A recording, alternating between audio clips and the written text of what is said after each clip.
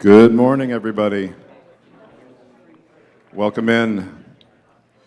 My name is Thomas Hare. I'm the Chief Content Officer of the Performance-Driven Marketing Institute, a not-for-profit trade association that serves professionals and leaders in the performance and direct-to-consumer marketing world. We'd like to welcome you today, myself and John Yarrington, our CEO, to PDMI East 2024.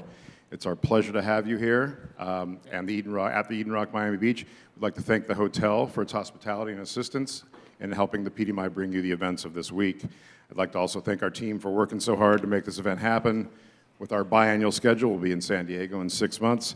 The PDMI knows what it's getting into every time we do this, yet our team still seems to improve every time around and make this flow even smoother for everyone, so I have to say thank you to them. In addition, we also need to thank our more than 120 member companies and our more than 36 sponsoring companies of PDMI East, including Blue Water. Blue Water is the sponsor of our PDMI East education. They've shared a few videos to share with you over the next couple days, and I'm going to get to one right now.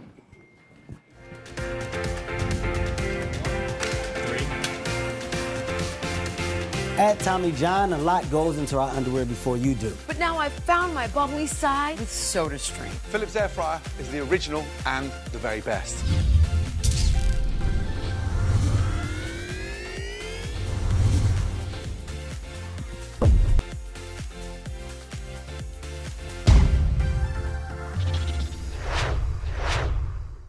And so thank you to Blue Water for their support.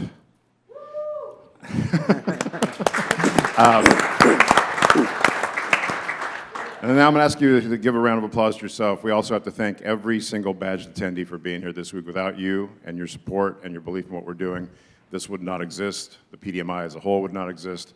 So thank you all for being here. We really appreciate it. That all said, we're excited to have you for today's kickoff session, Fast and Furious, the CTV evolution on Overdrive. That was not workshopped at all. And we have a great panel for you today, led, of course, by Cass Baker of GainShare. Cass, take it away. Thank you. All right. Good morning, everybody. First, I want to introduce a panel that I don't really have to say much. We're going to try and contain the conversation to topics like less than 10 minutes. So I'm going to start here with David. Good morning. David Koye, co-founder, chief product officer at tvScientific. We're an ad technology platform that helps marketers get performance out of television. Excellent. Sergei? Sergei Peysakhov, TCA. We're a performance agency extremely focused on the linear and CTV space, based out of Jacksonville, and we're part of the Omnicom family of agencies. Excellent. Leif? Good morning. Leif Welch, founder and CEO of JamLoop. We're a DSP for connected television. We focus mainly on local, so independent agencies, SMBs that do a lot of locally activated campaigns with direct response and so on. We've got our own proprietary bidder and direct relationships and so on. Ultimately, we think of ourselves as almost like a boutique trading desk in a box for CTV for smaller agencies to help them look big. Brij? Brij Shah with Comcast Advertising. Yes, I'm wearing all black in Miami in the spring. Let's get that out of the way. So just to contextualize Comcast Advertising, there's three teams within there. You have Effective, which is the media business. We work with about 25,000 SMBs, national agency holdcos. Then you have Comcast Advertising, who's responsible and accountable for the stewardship of our set-top box data that we license to measurement companies like Nielsen, Comscore, VideoAmp, et cetera. Then we have the technology asset called Freewheel, which is works with almost all programmers, distributors, broadcasters. And within Freewheel, we also have a media business called Audience Express that aggregates inventory across all MVPDs across the country for a fully nationally scaled unwired solution. So I'm with Effective. I oversee the performance DR business for Effective. Excellent. Thank you, guys. Okay, I've spent a lot of time in the last 2 weeks, not a lot of time, a couple hours here and there. We've talked about a lot of things, but one of the things that's very clear, especially for this audience and anyone who works in performance that involves TV is that every term is confusing. When I say like, hey, we're talking performance, what the hell does that mean? It means a lot of things. Does CTV and performance work? That's a whole question we're going to talk about here. How do you measure it? But first, for this audience here, how many are actively managing CTV performance programs today? Figured that was going to be the case. The second question is that how many are actively managing integrated with linear performance TV and DRTV today? One of the topics we're going to talk about. And then the last one is how many people said, hey, I tried CTV, we tested it for our clients, and guess what? Like, it doesn't work. For whatever reason is defined that way. Yes. Yes. And that is the ongoing conversation. What are those metrics? All right, so we had a couple there. We hear that one a lot. For the whole panel, first question, let's just talk about, when we talk about CTV and performance, like what are we talking about when we're talking about CTV? Let's categorize it from what platforms, what screens, when you think about it from each one of your backgrounds, how do we categorize CTV when you think about it? Since I'm next to you, I'll go first, Kath. So as a buying platform, as an ad platform, we start with the publisher when it comes to connected television, i.e. it's a premium publisher, it's an NBC, it's a Paramount, it's Disney, it's Samsung TV Plus. So it's got to start with who the publisher is, but then it's got to connect with the format. So it has to be long form, 30 minutes, TV quality content. And then the device comes third in the sense that there are some services that are only available on connected television, a Vizio, WatchFree, or a Samsung, but most, including Xfinity stream services or other Hulu, et cetera, that are available on desktops, tablets, mobiles, whatever the viewing experience that the consumer prefers. So as long as it fits in that kind of publisher content box, then the device comes third. But at the end of the day, it has to be TV in form and format. And then, of course, we can talk about things like it can't be skippable. The ads that are on television are not skippable. So the ads that are on connected television are not skippable. But that's kind of the way we think about it. Excellent. Sergei? Yeah, I think we have a very similar definition, thinking about it in very similar terms. I always like to take a step back, though, and always take the perspective of the consumer as well. Ultimately, to them, these distinctions matter a lot less. They want to watch some great content, delivered to their eyeballs, and they don't care as much about the device distinctions. They do want that when they want that premium content. They're going to look for it. Maybe they're going to start on a big screen and go upstairs, watch a little bit on their tablet before bed. They're much more flexible with these definitions. So I think for us, it's about making some of those definitions, but ultimately thinking about where are the consumers, what are they watching, and how do we get our content to them as quickly and efficiently as possible, and then have it perform. But I always like to take a step back and make sure that we're not so focused on our own industry that we lose sight of what the consumer is ultimately trying to do. Okay, thanks. Leif? Yeah, I think JamLoop thinks about it very similarly. So yes, technically CTV is just the big screen, but we think about it in terms, first and foremost, of television, premium, professionally produced content, and people do watch it on all kinds of devices, including phones and tablets. So we try to reach them wherever they are on whatever device they are, as long as the content is premium. I think, and we'll get into it when it comes to a DR campaign, I do think it's important to go beyond the definition of full episode player on a big screen. There are going to be ways that you need to create a call to action, and there will be other formats that we include in the mix as part of a CTV campaign, even though it's technically not CTV. I think the most important thing is if you're going to do that, to be fully transparent about it, so that people know you're not blending one thing with another thing and saying it's full episode player when it's not. Yeah, thanks. And Brij? Agree with everything. I think big screen, premium, the way we think about that's a must. Interestingly, we do a biannual TV viewership report. We aggregated viewership data from about 30 million households across 37,000 multi-screen campaigns and like 3 billion impressions. What we found was, from a viewership standpoint, 73% of multi-screen reach is coming from traditional linear TV. About 11% is coming from linear and streaming combined, duplication. 16% is streaming only, so unique only to streaming.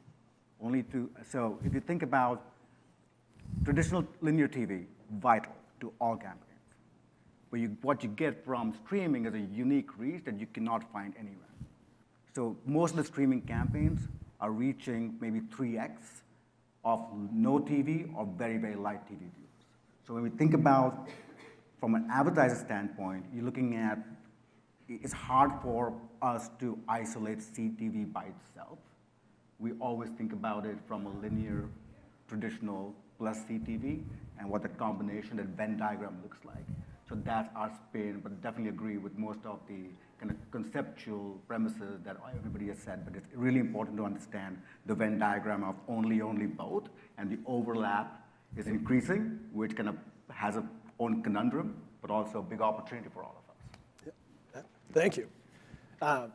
Everyone sort of touched on, we talk a little bit about screen size, and this is part of the challenge, especially if you come from a traditional world of direct response or even integrated planning. You have your different channels. This one bleeds across a lot of things real fast. The consumer doesn't know any different half the time. So we're going to dive in a couple different layers, but when we talk about success at the broadest sense, what is making scale in CTV and performance, specifically for direct-to-consumer brands? Because if we ask that question broader, it could go on for a long time. What is working and what is not broadly, and then we're going to dive in further into measurement and testing, et cetera. But what is really working for those brands that you see scale and success, and what are the key criteria that go with it? We'll start at the other end. We'll start with Brij and go the other way. What's working is, I think I'm going to go back to my last statement. I think what's working is, it's essential for most marketers to think about linear and CTV together. That's what's working. When you do them together, I don't care if it's performance or brand or anything in between, the only both component is super critical. Let's not forget, like traditional linear TV is 6 hours per day per household. But you see this increasing reach on CTV that needs to be capitalized. So what's working are campaigns that are multi-screen, multi-platform, where you do both of them together, especially now is you can do advanced targeting on both. You can do advanced measurement on both. And if you do it correctly, you're able to do the right attribution work as well. So I think that to us kind of that's what's driving more success in most of the D2C campaigns that we see on our platforms. We, because we're a little bit more focused on locally activated campaigns, it's probably a little bit different than, let's say, a DR advertiser that is doing, let's say, a lot of e-commerce, huge e-commerce presence. So we have varying measures of success. Of course, in the end, everyone is looking for a lead or a sale. I think where it becomes problematic is if you're expecting these conversions to happen very, very quickly, directly tied to a campaign. That is just so, everyone wants that. It's just so difficult to actually get. And so I would say a lot of it has to do with setting expectations and having maybe a slightly longer term view and a little bit more holistic view of, it's not just this DR campaign in isolation. What's the impact on the larger media mix? Very difficult problem to solve, but you have to figure out a way somehow to how to view it that way, I think. Got it. From our side, very similar to Brij, we see both working in concert. To the point about reach overlap, you're just missing a big and growing chunk of the audience if you exclude one or the other. I have the same conversations with both sides, people who come from one mentality versus, kind of started in linear, and I have similar conversations with digital-only brands, educating about this thing called linear TV that still reaches a lot of people. So definitely the combination is critical here. We see ROI, performance is very, very clear on that. Now the balance there is a little bit different, you know, older skewing brands, older skewing audiences, smaller portion CTV, younger skewing brands, you know, it's going to adjust with the relative population because that, you know, 11%, 70%, 16% is not equally distributed. Correct. So that your audience matters a lot for what that combination is, but, you know, you can right-size that through continuous testing and learning.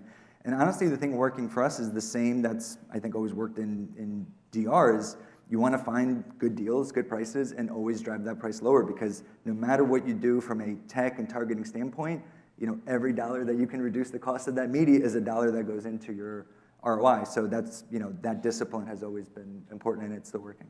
Okay. Excellent.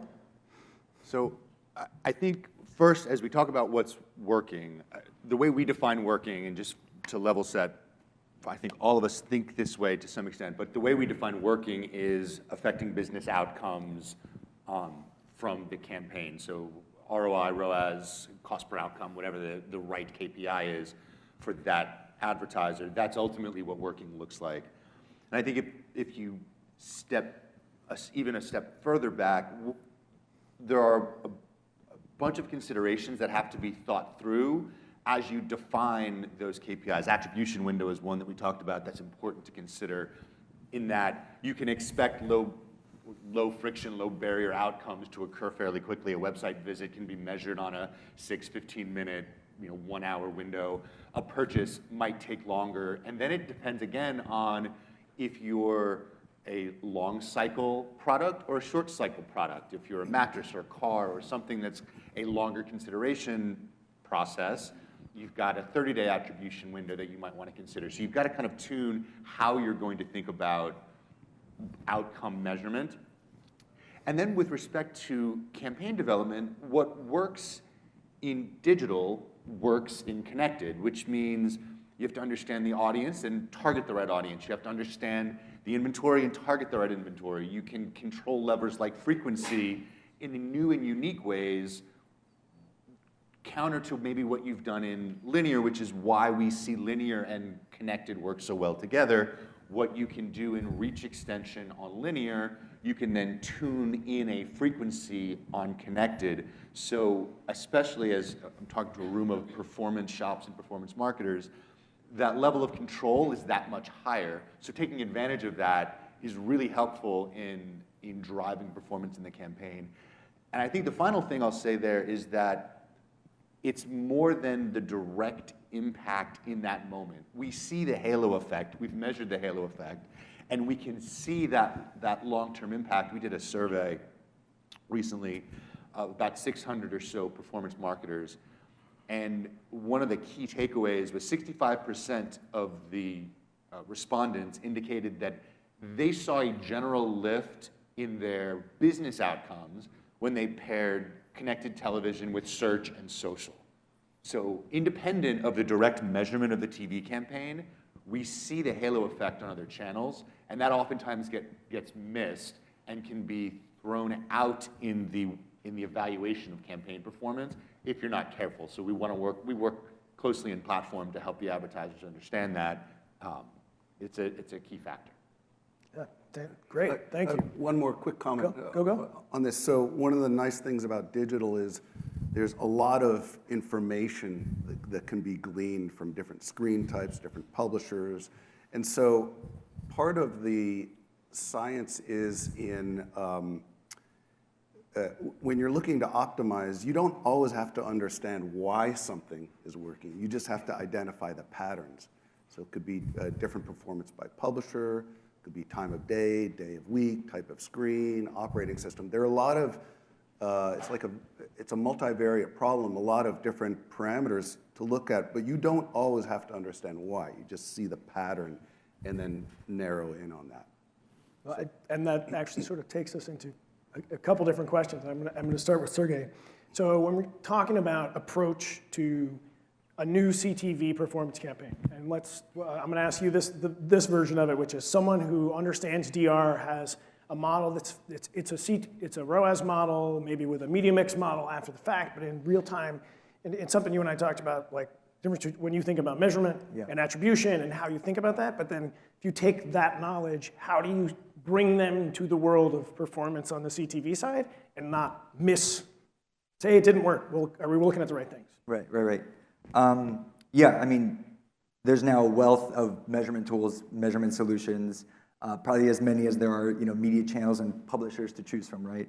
And very similarly, when it comes to measurement, you need to be very thoughtful about what are the goals for your measurement, right? And you can't stop at, well, we want to know what's working, right? That's not enough. You need to take it a step further. You need to understand what are you going to use that data for.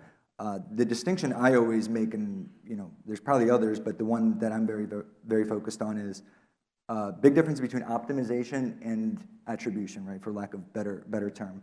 One is about knowing, to Leif's point, what's working better right now in the moment, and so that you can make adjustments in real time on the fly to drive more performance out of it in the current campaign. And then attribution is more about credit allocation. What actually contributed in the big picture? What are the pieces of the pie and how much do they contribute to the end business outcome that I care about? That distinction is very important because the way you measure for optimization needs to be very different, needs to be much faster, and it's not going to be against your final outcome, right? If your goal is to sell cars, once that car is sold, it's gone, it's done. Your marketing no longer can have any impact on it, right? You want to optimize against a leading indicator of some kind. And so there are a lot of tools that, and again, even a lot of our legacy and historic tools, they're good for optimization because they give us a lot of real-time data so that we can make decisions. But on the other side, we need to be very careful and not assume that they represent the whole pie of the contribution from that media placement, right? You have to evaluate the holistic impact on search, on other media channels. The conversion of your display retargeting is going to improve when you have TV presence. So for that, you need a different solution. Again, maybe an MMM to fully quantify that credit. But it's sort of okay to do both things separately as long as you're very mindful of the goals that you have. Got it. Before I'm going to ask Brij in a second, but to that, what are the tools that you and your clients that TCA uses today? Are they homegrown, or are they some combination of various platforms on a measurement side? Yeah, it's a combination, and it's client specific. So depending on their goals, their purchase cycle, their KPIs, the site visit, app download. But it's a mix of tools. The more advanced tools, iSpot, Video Amp, marketing mix models. There's a lot of development in that space too. They're a lot faster now than they used to be, but still doing things like looking at site traffic, site attribution. UTM codes, the 8 to 10 minute lift that we all know isn't holistic, but it does give you a good indicator of what's working in the moment. So we're kind of using a combination of all those. Excellent. So from a Comcast advertising perspective, it's the same question, sort of had it. Yeah, the way we think about measurement is it's a customer-first approach, right? For us, we work with so many different agencies and clients of all sizes. Our job is to enable measurement, right? So we are agnostic of who we work with. Be it any kind of measurement currencies or attribution partners or clean rooms or data collaboration platforms, block graph, live ramp, any kind of site visitation or app downloads, Kochava, name it. Our job is to make sure we have the right alignment from the client to the media and everything in between. And then what do we do to power the measurement, which is ad log data, ad exposure data, any kind of reporting that's needed for agencies and platforms to move quickly, to optimize quickly. So that's how we view measurement. But we're agnostic, and we partner with most companies in the ecosystem to facilitate, enable measurement. Excellent. Excellent. Leif or David, you want to add to the? We can move on to the next question. So I'll add to Sergei's point. I think you've got to have tools, and the way we think about our technology, the way we built our technology, similarly conceived that you have to have the short cycle and the long cycle indicators for what to do. So you have to understand what's working, or excuse me, you have to understand if it's working, so to speak, and then you have to understand what's working. So you have to be able to drill down from the high level, am I driving the ROAS that I want to see, to what is driving the ROAS that I want to see, and whether you optimize that with automation or you optimize that with your own instincts and experience, you've got to be able to drill down below a layer or two to see, and that might mean that the spike lift indicator of website traffic, gives you that early confidence that you've got signal, but then you've got to have a measure of determinism to understand exactly who purchased that product down to what did they click on when they came to the website. Did they click on a paid search ad? Did they click on a social ad? Where am I driving that impact? And then which ad, which channel, all of the things that Leif pointed out earlier, what device type, all of those are levers for you. And in order to take advantage of them, you've got to have both some probabilistic and some deterministic measurement methods at your disposal to do both and to take full advantage of the digital component of CTV. Excellent. All right. This one's for Leif. So from a targeting perspective, your focus is regional, which if you think about broad DRTV, a lot of us, okay, well, on a national basis, it's really efficient. When you get local, sometimes if I have a short-term period or a very local target, I don't get my cost. I can only get 2 of the 3. Digital allows for us to move away from that and just think people. Could be 4 people, could be 10 million people. But when you think about setting up campaigns for your clients that are regional, like what are the challenges that are coming to you and how do you set those up for success? Whether it is reach and frequency at a certain cost over a certain period or whether you're trying to do a ROAS model or something more. I think one of the biggest challenges in local or regional is because digital is so targetable and is so measurable, there's a tendency to want to grab every trick in the book and layer it onto the campaign.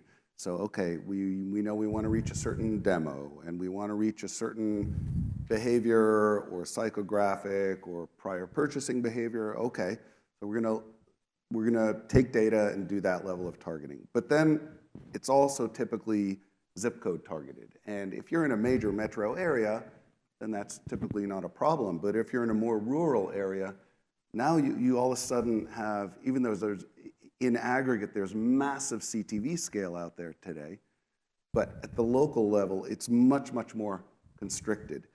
And then if you want to drive attribution on that and start measuring retail foot traffic as another form, then those dollars, or I should say those data points, become very, very small. So it's this constant balance between getting excited about what's possible in digital versus getting down to the more practical level. And that's where we often have to have conversations with clients to set the right expectations.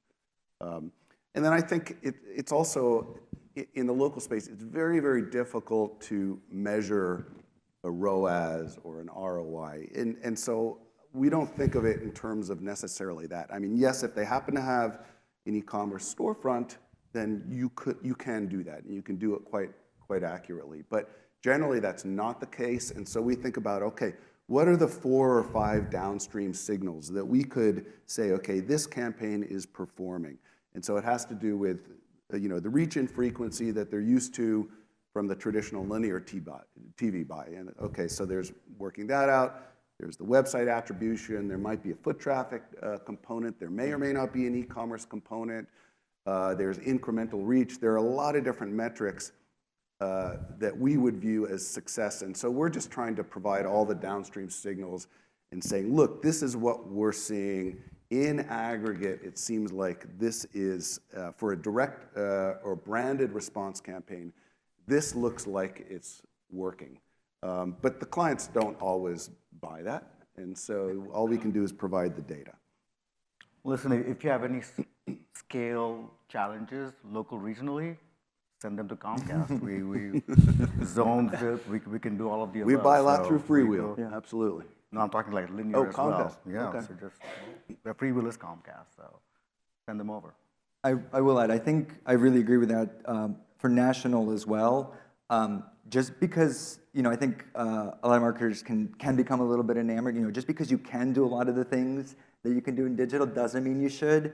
I always ask a client kind of like, are you selling diapers? Meaning you have a very specific audience and everyone outside of that audience does not care or need or want your product. Or are you selling, bubble gum or car insurance, right? Even if you have certain psychographic behavioral segments that are more likely to buy your product, you don't want to just limit yourself to that audience and leave out everybody else. And on top of that, anything that you're doing from a, targeting, whatever technological aspect, it all comes with a cost, right? There's some cost layered in, and sometimes that cost pays out, and sometimes it doesn't. You have to test it, right? You have to test everything against the baseline of, if I just buy the broadest possible audience for the cheapest amount of money, is anything that I'm doing over and above that going to deliver a better ROI? And if it does for your brand, awesome, do that stuff. But for a lot of brands, it might not. And that sort of takes us to testing.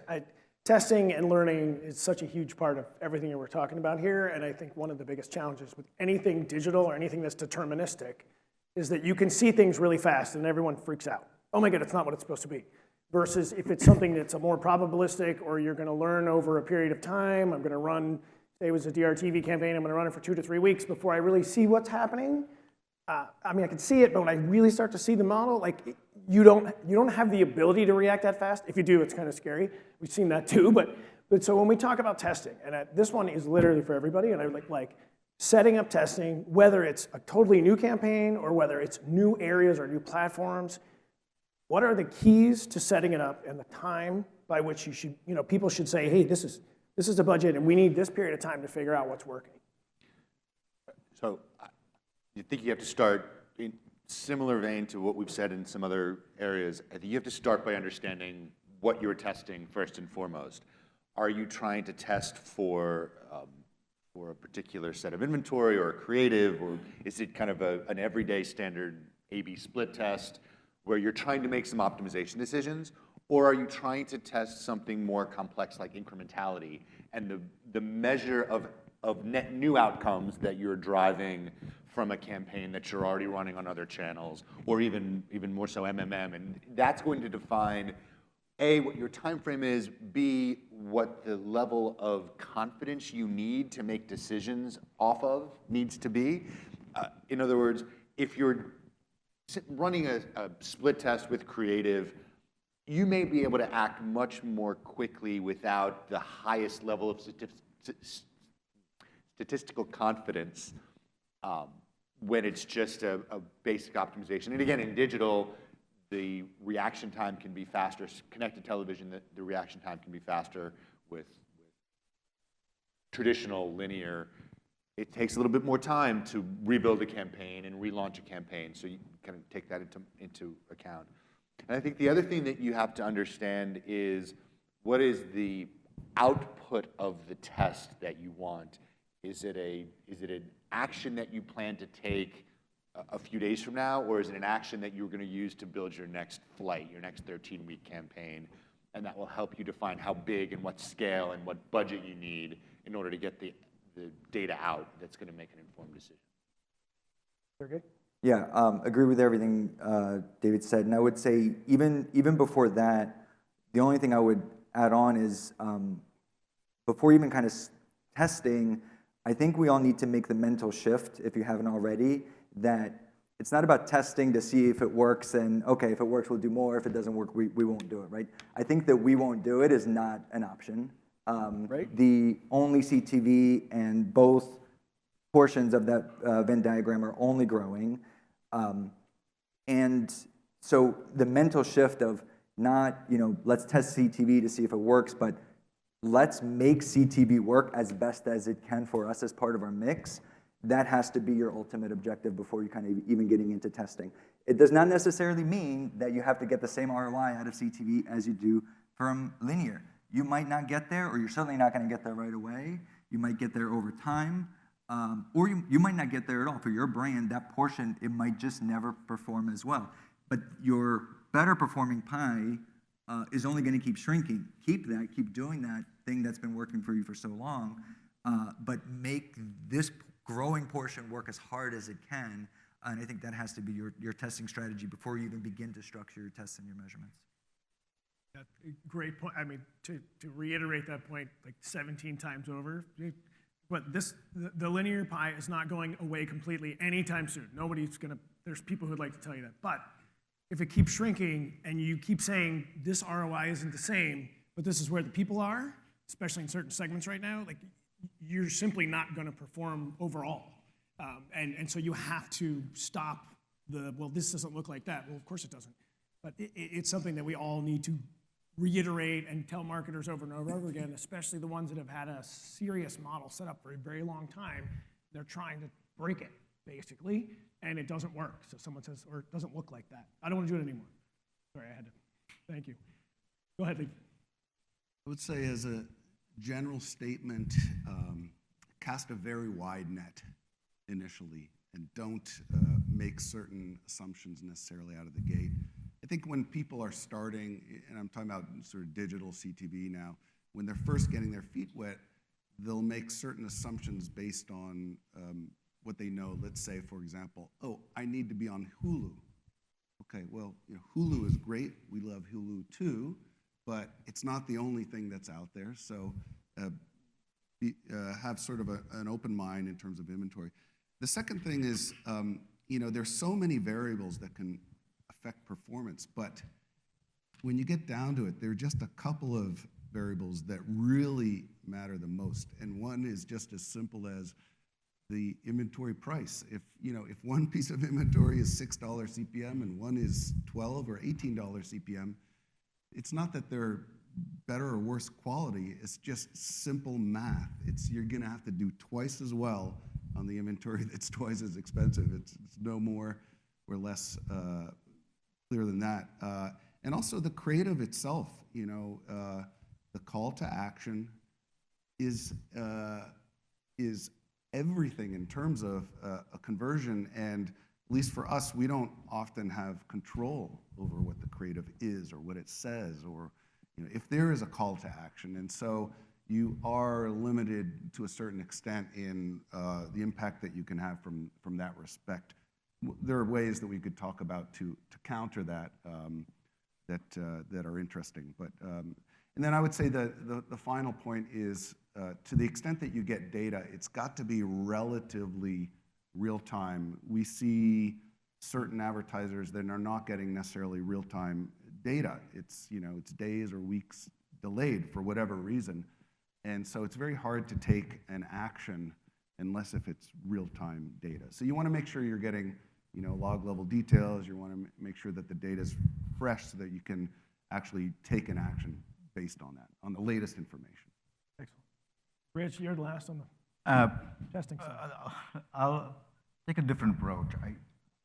I think the way we think about testing, we all should think about testing is designing a test is typically the biggest challenge. How much time you actually put behind how you designed it. It has to be done well. Testing doesn't come easy. It needs to be done with great partners. Right? The people component, don't miss out on that. It takes really good partners with the right incentives to solve a real problem. And that's what testing takes. It takes a lot of small things to happen correctly, incrementally, for testing to either work or not work. So who you partner with, how you design a test is as important as all the tech behind it. So that's the approach I think we should all be thinking, and you have to give it time. You have to be patient. It's not, you give it a week and it's not working. No, you gotta give it time. And I know clients don't always have time, but I think we deserve to kind of solve real problems, and we really need to be able to partner correctly to do so. Excellent. I'm going to go back to you, back to measurement a little bit and go a little deeper. So today in the linear space, linear DR, it's pretty clear what people use and how advanced they are, and various look-back windows of, and timestamps, and then media mix models over time. Now, and going forward, on the connected side, you have a lot of data that allows you to look at what happened today, all the way out 90 days, whatever, follow the journey with the consumer. Those two conflict just right out of the gate. But there are several solutions that many of you are using and this group uses that allow to combine the two, both today and where it's going in the future. So I'm going to start with Brij to talk about what's possible today and what do you see in the future to bring linear and connected buying together and measured together. If I knew, I'd make a lot of money. But yeah, right. We all. So the way we think about this is, I think the industry needs to transition to deterministic first-party data. Identity is critical when you're talking about cross-screen measurement. And until you don't get to deterministic first party, you're not going to have the right identity resolution you need, accuracy that you need to do that. We're privileged at Comcast because we're an MVPD, right? We have a direct subscriber relationship, which means we send a bill every single month. We understand the household. We understand the viewership in the household deterministically, which is super important. So we have granular data as to what households are watching, what programming, networks, all of the above, with all the set-top boxes that we have connections to. So you have viewership data deterministically tied to the household. Then you have ad exposure data at the back end to understand, was the ad actually seen? That's very powerful, again. Then you move to the other side, because more of the MVPDs are also ISPs, so we have broadband into the home, which means there's a router in the home connected to the same billing address, and all the IP assignment comes from there as well. So now you're looking at deterministic matching offline to online at a household level. And that, to me, is one of the most powerful things. That is, we haven't seen the full kind of unleashing of that yet. We have a lot of clients diving into it. It's complex, but all the foundational stuff from a deterministic matching, especially when you look at all the signal loss that's happening in the ecosystem, we have to really think about what kind of data would we partner with to get a high fidelity to be able to power all the measurement challenges that we have. Excellent. When I hear that, and have you probably heard that story, like it's like the holy grail of, oh my God, I can see everybody everywhere across all channels and what they saw. Like we can all get there all the time. That would be almost too much data, but it would be pretty fantastic. David, I'm going to pass that same question to you. When you think about what you have, what tvScientific thinks about today, and how it comes together with linear, and how you're measuring that, and what data is available. So I think we share the perspective that linear is not going away anytime soon. I think we also very strongly believe that in n number of years, and that's probably less than 10 and more than 2, all television, all inventory on television is going to be digitally enabled one way or the other. To Brij's point, it's where the MVPDs go, ATC3 notwithstanding. That's ultimately where we land. So in that sense, we have identity today on the CTV side, and the way we've thought about identity, we have an anchor, we have a tvScientific household graph, but we also have partnerships with whether it's the TransUnions or the block graphs, what have you, so that our customers can bring in their first-party data with the identity layer that matters to them, and we can integrate that in for measurement. And then with partners like Comcast, as they expand their linear addressability, that just gets easier and easier and easier to the point where it all feels like this same kind of inventory with the same kind of measurement. So in working closely, whether it's with Comcast or Charter or whomever, that's ultimately where we're going, and that's ultimately where we want to take the industry. So I think we share Brij's point of view and have built the technology to enable that. And as that gets easier and bigger and better and more straightforward, we will do it easier and better and more simply. And Sergei, it's leading measurement and performance for an agency across those channels. When you think about the same thing, how do you see it now, and how do you see it going forward? Yeah, I mean, again, I think we're all in strong agreement about kind of how it's all going to converge. Everything is going to be eventually a digital signal that can be measured on equal footing. Again, the one thing I would layer on top of that, though, is there are now a lot of tools out there that can already do that, and those tools are only getting better, more powerful. The key is, and again, it comes down to people and partnerships. Those tools are not always the easiest to use, right? And they're still evolving. They have different capabilities. Like every tool, there's some things that they're really, really good at. There's things that they're less good at. So it's important for you to evaluate, what are the different tools and solutions that you need. Which is to say, all of this, it's a journey, right? We could all go out tomorrow and buy, the most advanced measurement technology that does do a lot of these things that we thought were kind of pie in the sky a number of years ago, right? Connected, measure linear at the same kind of fidelity and precision that we can do, digital channels. It's all available, but again, it costs some money. But it, even more than money, takes expertise. People need to sit within these tools, use them, extract those insights about what's working, try to go deeper, understand, when you can, why it's working so you can take action on it, and be smart about those decisions. That takes people and partnerships. So, find partners that can help you take advantage of these and map out that journey. Again, you don't have to start doing this tomorrow if you're not ready for it yet, but have a journey where you are advancing, with the industry to kind of reach this future, sooner rather than later. Leif, you want to add anything to? Not a whole lot. I mean, JamLoop is just focused on digital, so we don't have a You perspective on linear. I'll just say that similar to what David said about working with identity resolution graphs and finding the right partners, whether it's TransUnion, Experian, whoever you happen to work with, they themselves are approaching things through both deterministic and probabilistic methods.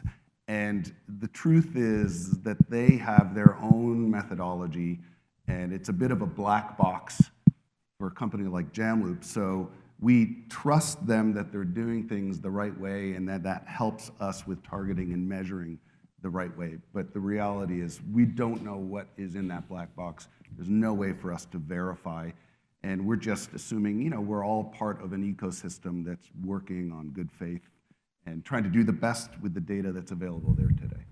No, I think in all measurement tools you have this. Like if we could say it was a ROAS model, like, hey, we're going to use it the same way, whether we all like the model or what it's measuring, but if it's consistent and you have time, like it's going to overcompensate for the things that over time, because it's always looked at the same way and you can look at the total revenue or not. And so it's not jumping around. Like I would, like as the new things occur, you want to put them out there and say, this is how we're going to do it for a period of time, just like any test, run it that way, trust that it's measuring the same thing. If somebody changes the algorithm underneath and in the black box and you didn't know, and all of a sudden you're like, why does this look different? Oh, well, we weighted this different now. That's a whole different conversation.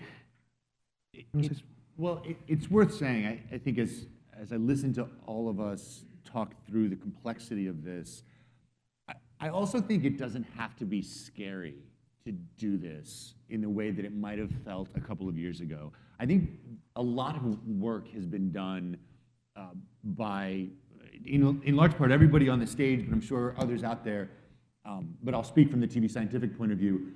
We've done a lot of work to try to simplify the experience of all of this so it doesn't have to be scary. You don't have to go get a point solution measurement partner. You don't have to get a point solution identity graph. You don't have to get a point solution for all of these things to get in and test. It doesn't have to be big and intimidating. It can be as simple as setting up an account on an ad platform, a self-serve kind of ad platform. JamLoop's a good example as well. And learning how to do this. I think what every great agency that I've worked with in my career has in common is that they figure out how to make tools work for them, whatever those tools may be. So I have a high confidence that with the right partners, to Brij's point, and with the right tools, this doesn't have to feel scary and intimidating. A ton of work on the technology side has been done to make it accessible. Excellent point. Excellent point. So we didn't touch on creative, but I know there's questions out there. So one more question for everyone, which is 2 things either to do or stop doing to get scale out of CTV across this group, and then we will open it up to questions. I know I've already heard about a bunch. So I'm going to start with Brij, and we'll come back this way. 2 things. I think I would say I cannot look at CTV by itself. So you got to do linear and CTV, period, for any brands. And second, I would say is you have to test now. In the next 5-7 years, linear TV is going to be IP served. It's going to be dynamically ad inserted. The world of unified TV is not too far away. So you have to start doing it now to be able to do this really, really well.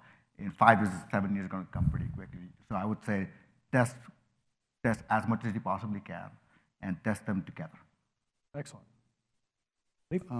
Yeah, I guess a couple things come to mind. One is probably if you're going to do this, use some kind of a centralized platform to manage all of this. I think, I've heard companies that they they have direct publisher relationships, so they're running a test here with this publisher and a test with this publisher and so on, and that's great. But I think in order to see what's working or what's not in a more holistic way, you got to do it from some kind of a centralized platform, or else you're not going to be able to control, let's say, the reach and frequencies, the optimization across different inventory set.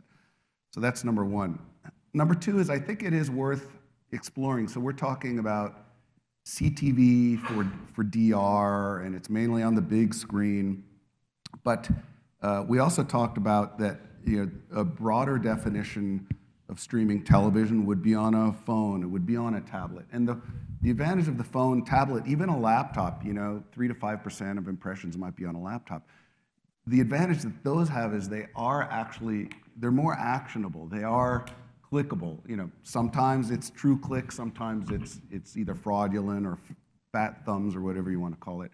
But it is really one of the few opportunities to create some sort of an action. So I think if you're going to launch, quote unquote, a CTV campaign for DR, an under-considered format would be, let's say, streaming television on a phone where you can actually, maybe for a CTV ad on the big screen, maybe you have a QR code or something like that as an option. But then on a tablet, it's an opportunity to connect with an e-commerce storefront. On a phone, it would be an opportunity to connect with a click-to-call. Point is these are clickable. Generally, CTV is not clickable, and so it's something to consider. Excellent. Sergey? I would say I think David made a great point about how, again, it doesn't have to be scary. And even if you're not quite there yourself, do talk to people about this stuff, right? We love talking about this. We talk all day and for free about this because a lot of us are just weirdly passionate about business outcomes. I'm getting paid. You're not getting paid? Totally free. So do talk to people about any and all of these areas, and talk to a good range. Talk to technology, talk to publishers, talk to MVPDs, talk to agencies, talk to other brands that you think are doing it well, and learn and try to get a couple of actionable, testable nuggets and ways to approach and think about it in a way that maybe you haven't done before. And again, obviously this venue is a great opportunity to do that. But again, a lot of expertise out there, just not evenly distributed. You're going to get a lot of different perspectives from different people. So just, I would say, talk to as many people as you can about this stuff. Excellent. David? So for fear of repeating what some of my peers have shared, I kind of think about it in a couple of ways. There are a couple of truths that I think we've heard everybody share. One is that linear subscribers and streaming TV subscribers generally look different in the sense that there may be different demographics, there may be different profile of those viewers. I think we generally understand that the reach is incremental. The people that we reach on linear today are incremental to those that we can reach on streaming by some margin. And we also know that TV works. It's worked for decades for probably everybody in this room. We now have a much better method for understanding how it works. So what does that mean? What should you do about that? I think, one, you should think about your connected television in as digital a method or as digital a format as is reasonable for your needs. So if you are a national marketer or a national brand, then you have the ability to be more finite and more granular. Try to think about it that way and then test and learn through that process. I think number two, and everybody said this, but I'm going to echo it because it's really important. If you're not doing this today, you're probably in the minority now, if not will be soon, of performance marketers who aren't doing this. So now's the time to start learning from my point of view. I think if you take the stats from the marketers that we surveyed, 65% of them are seeing a meaningful lift in business impact when they include connected television. I think the other key stat there was 54% of them are using connected television to build pipeline for their business. Now's the time. I don't think it's going to get I don't think it's going to get easier, and I think the longer we wait, the farther behind we'll get. Thank you. All right. A lot of really great things. This group has got more knowledge. If you really want to talk to people, this is the group. Stop them when they leave. Questions? Question from the audience. Anyone? Oh, here we go. Got one there? Guys, that was some very fascinating information. I have a question. You mentioned that call to action is pretty vital. And I agree. Are there some best practices that you could share with us that you're seeing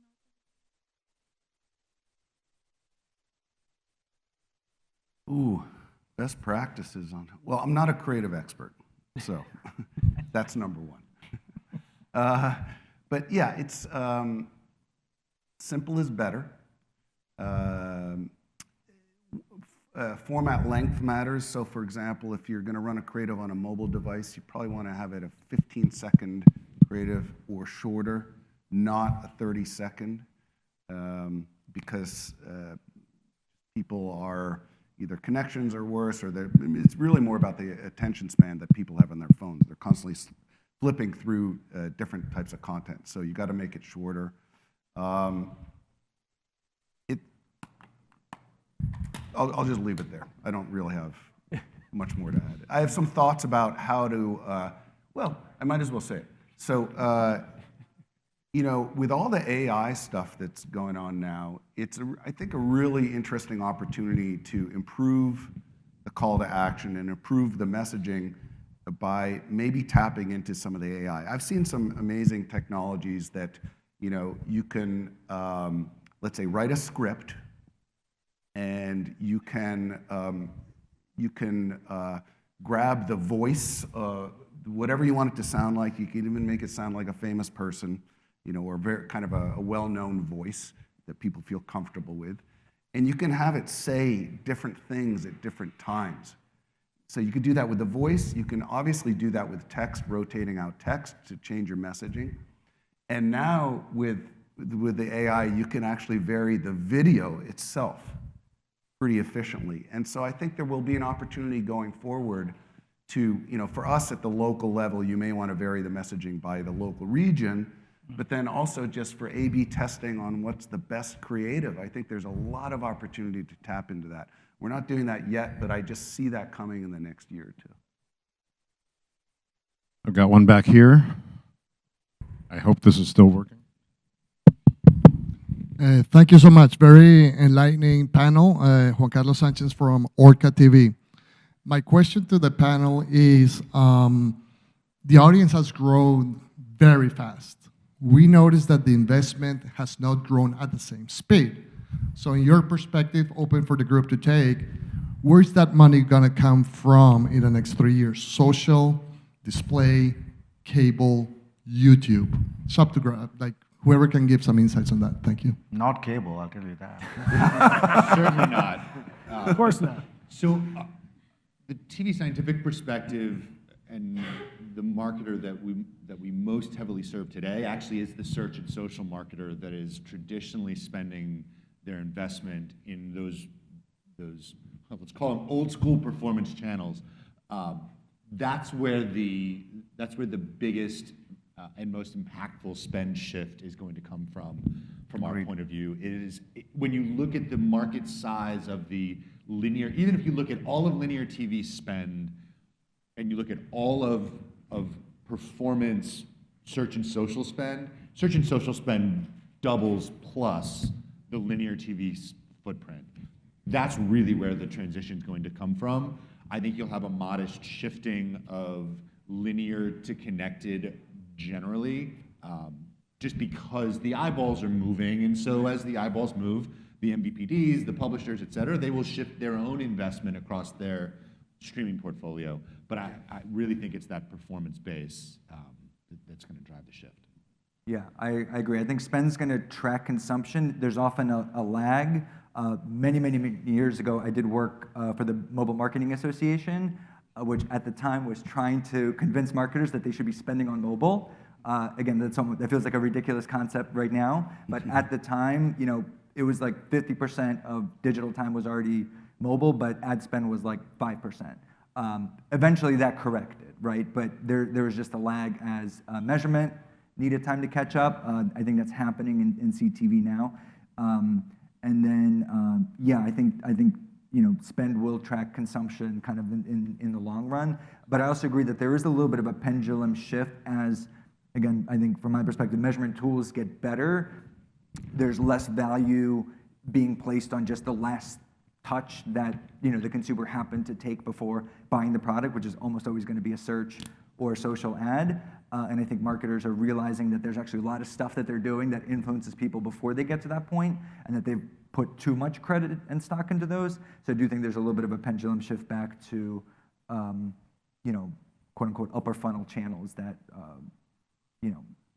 are part of that journey. Got time for one more. Yeah. One more. I have 6 questions here. You mean one person or one question? Okay. Just checking, all right. All right. So, hey, great discussions here. We're all trying to probably think about our clients, whether they're small or mid-size, about what's our media plan look like, right? What's our strategy? And how do you recommend that? And then after the strategy is, how do we know what works, right? And that's kind of a big thing we're all fighting. Otherwise, we're just let's just do billboards for branding, right? So, but, it is a challenge when you start dealing with, like, if you have different target audiences, male, female, age, and then you're dealing with first-party data tracking. Let's do the third-party segment. Let's test it versus first-party segment. So you start going through all these different scenarios. So I guess I'm just wondering, like, everybody's insights on, what's an ideal media plan look like? How do we measure all these things? Or is it just like, let's just see your name of your company rise on, SEO branded keywords going up after a month or something. But so I mean, I know it's all part of the buyer's journey, but I just want to get everybody's insights on tracking, measurement, and whether we're still evolving there. I can answer one portion of the question. So the medium mix that we tend to see the most successful from linear and streaming, we see like a 20 or 30% allocation of budget towards streaming. I think after about 30%, we start seeing diminishing returns. So very simplistically, like all the analysis that we've done at a household level for multi-screen campaigns kind of shows if you do 20, 30% allocation of spend on streaming, you're going to maximize your media spend. So that's the take that we've done within Comcast world to be able to kind of come to that recommendation. Because a lot of people will come and say, I don't know how much to spend, like guidance, right? So given the data that we have, we're able to kind of say, here's where we see the ideal mix, and the diminishing return comes probably after 30%. I think I'll speak to the broader search social plus part of that question. The assumption has been for the last 10 years, I think we as an industry have built this assumption that being in the bottom of the funnel is the only way to build that pipeline. So paid search, for example, tends to get overly attributed. I would argue Google has stolen credit over the last 10 years in large part. And when you drill into it one step further, you find that 75, 80% of your paid search results are driven by branded keywords. So what that tells me is that, sure, make sure there's a footprint there, but as tools get better and enable more digital or easier linear TV buying, you can only help yourself as you grow the investment on the TV side of the equation, or the mid and upper funnel side of the equation, to put it more generally. Because the thing that drives brand search is brand awareness, is impactful creative, impactful messaging, and educating the market about who you are, what you do, and why they should buy from you, and then paid search, and certainly be there. But so I guess that would argue for shifting sand toward the middle and upper funnel in terms of budget. with some maintenance on the other side. But maybe I'm biased, I don't know. One real quick comment on that. One easy way to test this all out is run a really solid CTV campaign with good budget, let's say, run it for 3 months, long enough to actually make a difference, and then stop it for 3 months and see what happens to the rest of your media mix. It could be that simple. No, absolutely. Same exact, you think about linear and how you think of a plan, and people want to argue, well, we pulled this one out and then just shut it down. Fine, we'll just turn it off for a period of time. I think that when you have a lot of naysayers or people who are really reluctant, I would 100% agree with do it and stop doing it and watch the metrics. We've seen that happen. They come back very quickly. Totally. Yeah, and then to the point of search. They go, wait a minute. What immediately happens is their non-branded search becomes a bigger part of their business, which is really expensive, and they're not good customers. So all of a sudden, you can really put a measurement on it, whether you're directly doing attribution or whether you're doing media mix modeling. So. No one listens to me, but I'll say it because I have the audience of this room. No one listens to me, but search should not be part of your media budget. Just like your website, is not part of your media budget. You have to have a website. You pay something to have that website. I think search is infrastructure. It's not media that can be moved, especially branded, right? Branded search is just like your website traffic is more a function of other things that you're doing. And I've been fighting that fight. No one listens to me. No one's willing to do it. But any marketer that's willing to try it, you have a friend in me. Well done. Like it. Well done. All right. Thank you. Round of applause for this group. Thank you, guys.